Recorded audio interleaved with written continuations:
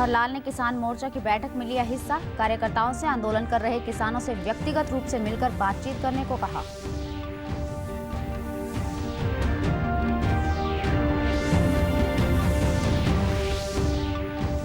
प्रदेश की अनाज मंडियों में धान की खरीद हुई आरंभ। मंडियों में किसानों को सभी सुविधाएं मुहैया करवाने के लिए किए गए व्यापक प्रबंध।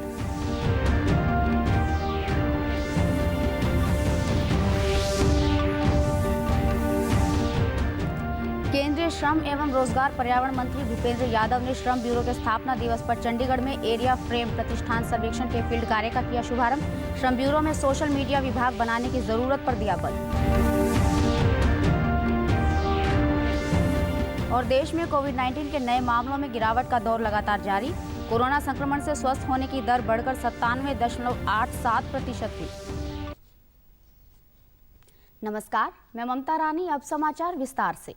आज मुख्यमंत्री मनोहर लाल ने चंडीगढ़ में आयोजित कार्यक्रम में किसान मोर्चे के संगठनात्मक बैठक में हिस्सा लिया। मुख्यमंत्री ने बैठक में किसानों के हित में चलाई जा रही कल्याणकारी योजनाओं का ब्यौरा दिया और किसान मोर्चा के कार्यकर्ताओं से आंदोलन कर रहे किसानों से व्यक्तिगत रूप से मिलकर बातचीत करने को कहा।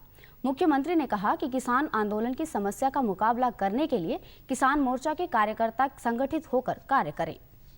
एक्टिव हो तो संभाल नहीं सकता, ये इसको संभाल सकता है।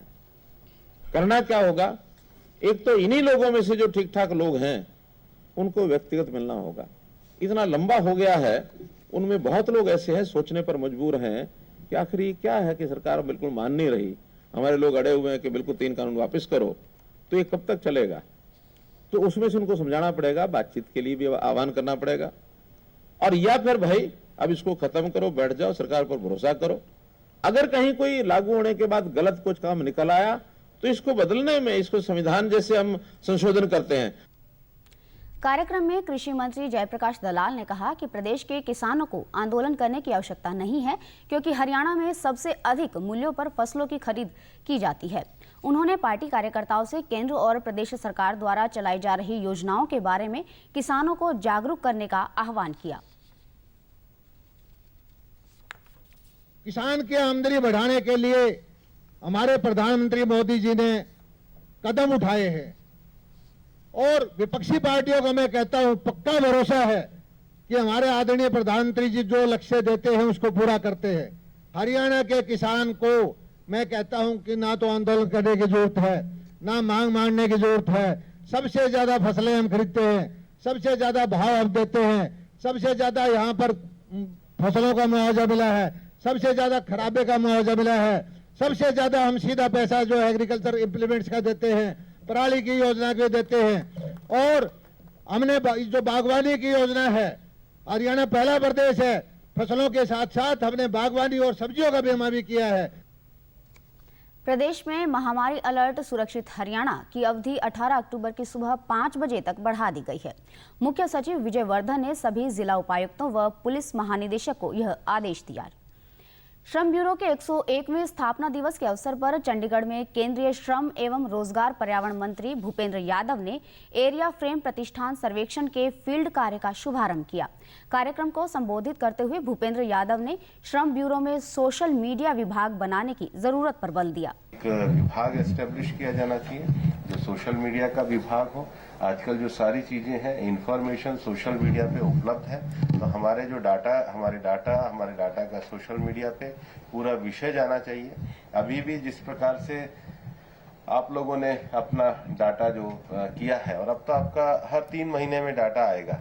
अगर 3 महीने में आपका डाटा आएगा तो, और क्रेडिबल डाटा अगर होगा, तो पॉलिसी मेकर्स के लिए वो बहुत महत्वपूर्ण होगा।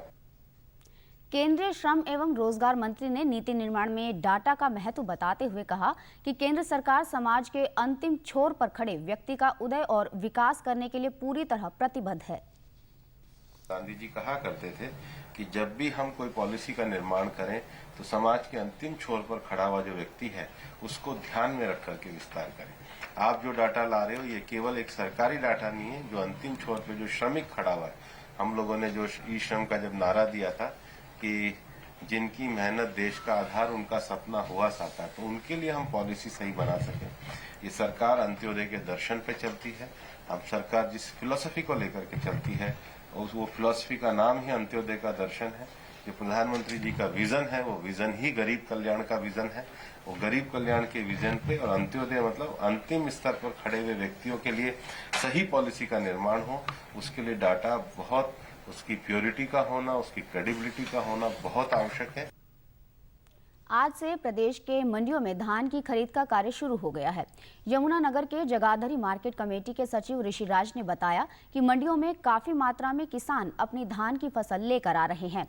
उन्होंने बताया कि मंडी के गेट पर किसान सहायता डेस्क का प्रावधान किया जा जहां किसान अपने पोर्टल के माध्यम से अपना गेट पास ले सकते हैं।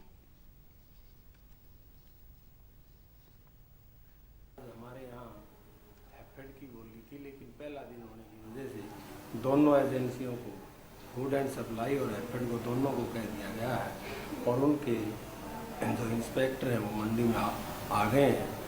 अब जिन किसानों के गेट पास जारी हो गए उनकी फसल की आज खरीद हो जाएगी। किसान सहायता केंद्र के कर्मी ने बताया कि आज से धान की फसल की आवक मंडियों में आनी शुरू हो गई है। जगाधरी मंडी एसोसिएशन के प्रधान मनीष कंबोज ने कहा कि केंद्र और प्रदेश सरकार द्वारा धान की खरीद जल्द शुरू करने का फैसला सराहनीय है। 11 की बजाय 3 तारीख से शुरू होने लग रही है और अगर 11 पे चली जाती बात तो मंडियों में हाहाकार मच जाता, किसानों का बहुत नुकसान होता। और अभी हमारी जगाधरी अनाज मंडी के अंदर भी खरीद शुरू होने लग रही है। दोनों एजेंसियां हैं, फड और डीएफएससी, दोनों खरीद करेंगी और गेट पास कर चुके हैं। मोदी जी के आदेश के बाद यहाँ पे आज जीडी का वर्क शुरू हुआ है और हम सुबह से किसानों को गेट पास दे रहे हैं काट के। ये किसान बहुत खुश है और सरकार का धन्यवाद कर रहे हैं। आढ़तियों और किसानों ने धान की खरीद आज से शुरू करने के लिए प्रदेश सरकार का धन्यवाद किया। आप मंडियों में देख रहे हैं ज़्यादातर सभी जो कम टाइम वाली वैरायटी है वो मंडियों में आनी शुरू हो गई है और मुख्यमंत्री जी का बहुत अच्छा फैसला है और ये मेरे ख्याल से सभी किसानों के पक्ष में होना चाहिए। किसान भी परेशान थे इस बात से और आढ़ती परेशान थे, लेकिन अब फैसला जो दिया ठीक दिया गया और खरीद जो चालू हुई मंडियों वो ठीक हुई। मंत्री ने जो फैसला लिया वो जिम्मेदारों के हक में लिया, किसानों के हक में लिया, इससे हम बिल्कुल संतुष्ट हैं। जो फसल पक चुकी है और खेतों में बिल्कुल तैयार खड़ी है, हम उसको रोक तो सकते नहीं, उसको लेके तो आएंगे हम मंडी में। अगर सरकार ने ये फैसला लिया है तो इससे किसान, सभी किसान, मैं नहीं सभी किसान जो है खुश हैं। कुरुक्षेत्र के थानेसर अनाज मंडी में धान की आवक शुरू हो गई है। मंडी में 11 अक्टूबर से धान की खरीद शुरू होनी थी, मगर आवक को देखते हुए आज से ही धान की खरीद शुरू कर दी गई है। थानेसर अनाज मंडी के सचिव हरजीत सिंह ने बताया कि मंडी में धान की खरीद 11 अक्टूबर से शुरू होनी थी, मगर सरकार के दिशा निर्देशों के अनुसार धान की खरीद आज से शुरू कर दी गई है। उन्होंने बताया कि अनाज मंडी में किसानों को कोई परेशानी न हो, इसके लिए बेहतर व्यवस्था की गई है और समय सारणी के अनुसार किसानों को गेट पास जारी किए गए हैं।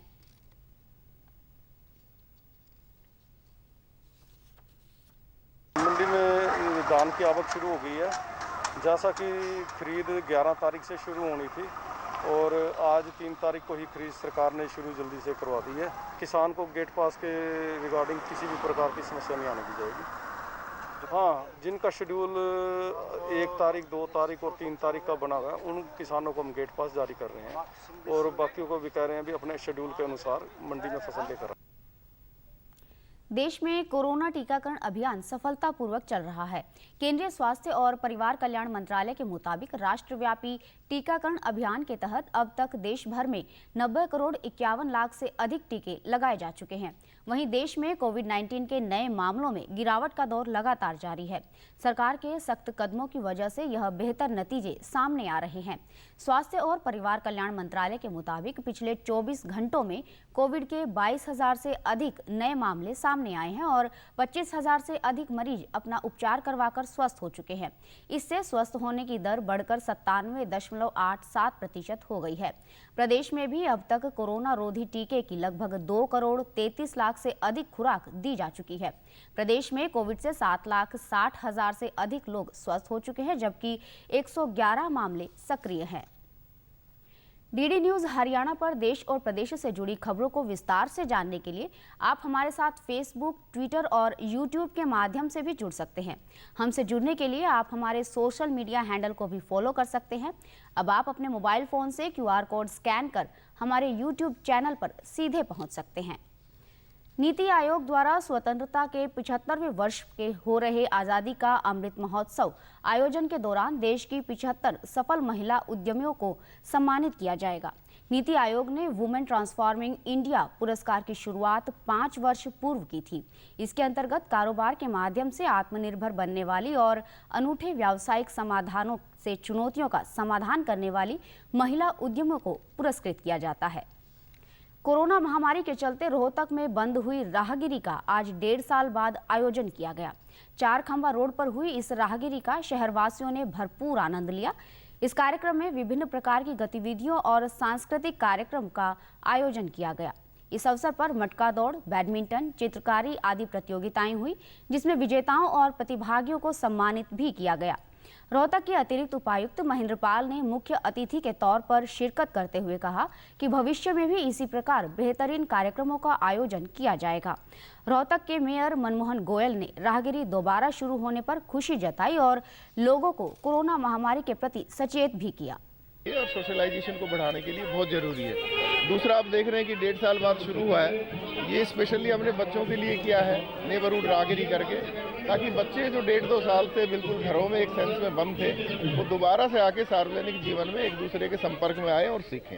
और आप सभी देख रहे होंगे बच्चे कितने जोश खरोश के साथ जो है इसमें पार्टिसिपेट कर रहे हैं। मेरा सबसे अनुरोध है कि आप मास्क का जरूर प्रयोग करें और इस प्रकार के जो कार्यक्रम होते हैं उसमें बढ़ चढ़ कर भाग लें, ताकि जीवन में एक उमंग पैदा हो और जीवन में उमंग पैदा होने के बाद अपना जीवन एक बहुत अच्छा बने और हम देश के काम आकर और देश को आगे बढ़ाएं। राहगिरी कार्यक्रम में शामिल हुए लोगों ने कहा कि कोरोना महामारी के कारण सभी प्रकार की सांस्कृतिक गतिविधियां बंद थी। उन्होंने कहा कि प्रशासन द्वारा ऐसे कार्यक्रमों का आयोजन करना सराहनीय है। प्रशासन ने ये बहुत ही बढ़िया काम किया। जो 1.5 साल से ये कोरोना काल में सब कुछ बंद पड़ा था, लोगों का मनोरंजन करना भी वो हो गया था, खाना पीना भी हो गया था। अब जैसे जैसे कि ये कोरोना काल हटा है उसके चलते हुए अब कुछ न कुछ नई एक्टिविटियाँ होंगी और प्रशासन बहुत ही अच्छा कार्य कर रहा है। जो भी काफ़ी दिन से घर में बैठे थे, ना कहीं बाहर जाने का था ना और कुछ। एक ये जो प्रोग्राम था सुबह सुबह गए, बच्चों के साथ गया था मैं, तो बड़ा आनंद आया सर इस चीज़ में। ऐसे प्रोग्राम हमेशा करते रहने चाहिए। हर महीने 2 महीने में जब भी में सरकार को समय मिले, आम जनता के लिए सारी चीज़ें सुविधा उपलब्ध होनी चाहिए। केंद्र सरकार द्वारा शुरू की गई प्रधानमंत्री उज्ज्वला योजना जरूरतमंदों के लिए वरदान साबित हो रही है। कैथल जिला खाद्य एवं आपूर्ति विभाग के आपूर्ति प्रभारी ने बताया कि जिले में इस योजना के 41,400 लाभार्थी हैं, जो अब तक 82,400 से अधिक गैस सिलेंडर रिफिल करवा चुके हैं। काफ़ी उत्सुक भी हैं और लगातार सिलेंडर लेके जा रही हैं कैथल से। इसमें टोटल गैस कनेक्शन 39,476 हमने दिए गए हैं। महिलाएं पहले उपले, गोसे, लकड़ी इससे अपना ईंधन पकाती थी, लेकिन जब से स्कीम शुरू हुई है तब से महिलाएं सिलेंडर पर अपना खाना पकाना शुरू कर दिया है। इस योजना की लाभार्थी महिलाओं ने कहा, पहले उन्हें चूल्हे पर उपलों और लकड़ियों से खाना बनाना पड़ता था और चूल्हे की आग के धुएं से उनकी आंखें खराब हो जाती थी और खाना बनाने में बहुत समय लग जाता था। उन्होंने कहा कि अब प्रधानमंत्री उज्ज्वला योजना के तहत उन्हें गैस सिलेंडर मिलने से बड़ी राहत मिली है और इसके लिए वे प्रधानमंत्री नरेंद्र मोदी का आभार व्यक्त करती हैं। उज्ज्वला योजना के तहत गैस सिलेंडर उपलब्ध करवाया है और हमें इससे बहुत ही फायदा हुआ है। पहले मुझे खाना बनाने में बहुत परेशानी होती थी, बहुत दिक्कतें होती थी। हम आग जला के अंगीठी पर लकड़ों से ऐसे खाना बनाते थे। लकड़ी गोसे से काम करते थे अंकल जी। अब ये प्रधानमंत्री योजना ने ये सिलेंडर दिया। पहले तो लकड़ी गोसे से काम करते थे, बहुत दिक्कत होती थी, इसलिए ये सिलेंडर प्रधानमंत्री योजना उज्ज्वल का सिलेंडर दिया है। आग अंगीठी जलाते थे, धुआं गैस जलाते और चूल्हा जलाते थे, बैग गैस भट्टी जलाते थे, उसमें आँखों में धुआं आता था। अब कोई दिक्कत नहीं है। मोदी जी ने हमें उज्ज्वला सिलेंडर दिया है। कहना पहले हम चूल्हा जलाते थे, आग भी खराब होती थी, मकानों में भी बदबू उठ जाती थी। अब ऐसे है प्रधानमंत्री ने सिलेंडर दिया है, उससे बहुत बड़ा लाभ, बहुत अच्छा लाभ मिला हमें। प्रधानमंत्री ऐसे करता रहेगा, गरीबों का बहुत सारा ये मिलेगा गरीबों ने। अंत में इस बुलेटिन के मुख्य समाचार एक बार फिर। मुख्यमंत्री मनोहर लाल ने किसान मोर्चा की बैठक में लिया हिस्सा। कार्यकर्ताओं से आंदोलन कर रहे किसानों से व्यक्तिगत रूप से मिलकर बातचीत करने को कहा।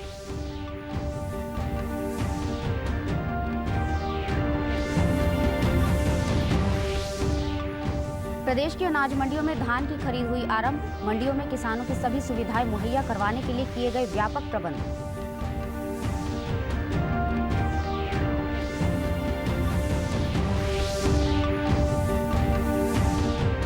केंद्रीय श्रम एवं रोजगार पर्यावरण मंत्री भूपेंद्र यादव ने श्रम ब्यूरो के स्थापना दिवस पर चंडीगढ़ में एरिया फ्रेम प्रतिष्ठान सर्वेक्षण के फील्ड कार्य का किया शुभारंभ। श्रम ब्यूरो में सोशल मीडिया विभाग बनाने की जरूरत पर दिया बल। और देश में कोविड-19 के नए मामलों में गिरावट का दौर लगातार जारी। कोरोना संक्रमण से स्वस्थ होने की दर बढ़कर 97.87% हुई। सभी दर्शकों से अपील है कि आप जब भी घर से बाहर निकले तब मास्क जरूर पहनें, 2 गज की दूरी बनाए रखें और एक नियमित अंतराल पर अपने हाथ धोते रहें। और अगर आप पात्र हैं तो टीकाकरण अवश्य करवाएं, तभी आप कोरोना महामारी से बच सकते हैं। आज के बुलेटिन में बस इतना ही। नमस्कार।